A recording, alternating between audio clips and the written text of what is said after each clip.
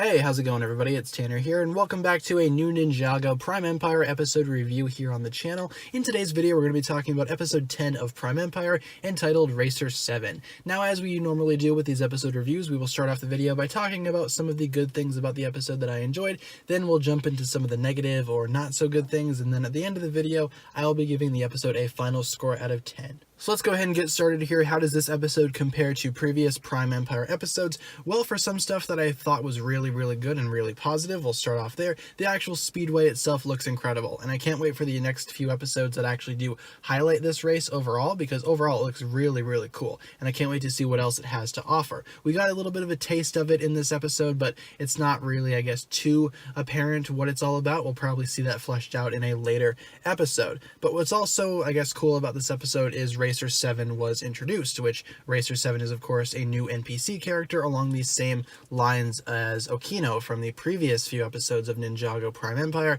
and Racer 7 is pretty cool. She definitely is, I guess, a little bit of a weaker character when compared to Okino, in my opinion. She's not as, I guess, important or as dynamic as he was, but she does have a really cool dynamic with Lloyd that we do see in this episode, and Lloyd kind of takes it upon himself to go undercover and kind of scope out the competition a little bit and see what this Speedway is all about, and that's where he meets Racer 7. So the Ninja do have a new ally on their team, and I feel like Racer 7 is a fine addition to the lineup because she is a really cool character from what we've seen so far. Also, the Speedway did introduce some of the new vehicles that we're going to be seeing for the Ninja. The Ninja have been seen throughout this episode working on various vehicles that we recognize from the sets, such as the Lloyd and Jay Velocity Racers and Kai's mech, so all of that kind of stuff is going to be, I guess, carrying over into future episodes, and I like how the sets are being incorporated this season. Sometimes they feel a little bit forced, but this episode and this season actually showed the Ninja building these vehicles and actually show them getting them, which is, I guess, in my opinion, good. It's nice to see where these things come from, and it's nice for the series to take a step back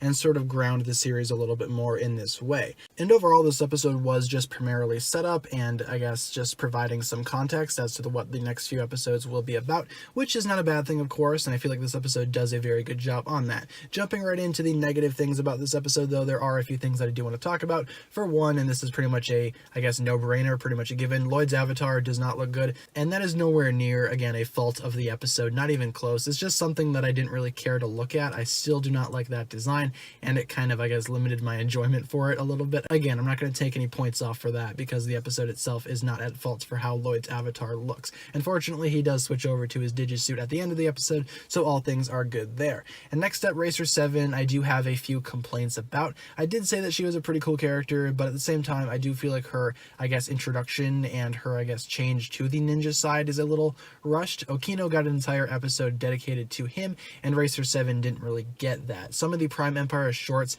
kind of allude to a few things, but her actual character was not really explored in this episode, so when she eventually did turn on her programming and go to help the ninja, it did seem a little rushed and a little bit unfocused, but I feel like that might be intentional, and I feel like she might have something more to do later down the line. I don't feel like everything will be introduced in this one episode, of course, but Okino, in my opinion, was a much better character and a better written NPC than Racer 7 was, but that doesn't mean that Racer 7 doesn't have, of course, her strengths, which she absolutely does. Overall, this episode was certainly a good one for Prime Empire. Again, still not a bad episode coming out of the season, which is a very good thing. We're 10 episodes in, and every episode so far has been very good. So props to the Ninjago team for Prime Empire. They are continuing to absolutely kill it with this season. I'm going to go ahead and give this episode an 8 out of 10 for everything I just listed in this review. Definitely not a bad episode by any means, but definitely not one of Prime Empire's best, but it's still not terrible. This episode is very good, and this overall season has been very good as well.